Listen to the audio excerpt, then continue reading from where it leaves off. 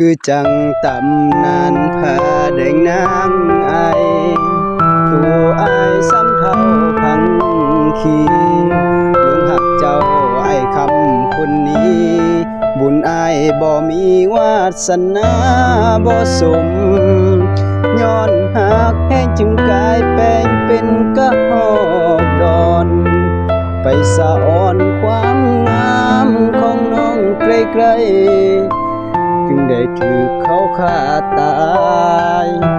เหลือใจดีเพิ่นสิห่างเหจนเมืองล่มสลายก็บ่เหตุให้เจ้าหักอายดอกคือเก่าย้อนที่หนึ่งในหัวใจเจ้ามีแต่เขาเจ้าใส่ผ้าแดงผ้าเพิ่นแต่งเพียงให้มาพอบุญบ่พอเลยบ่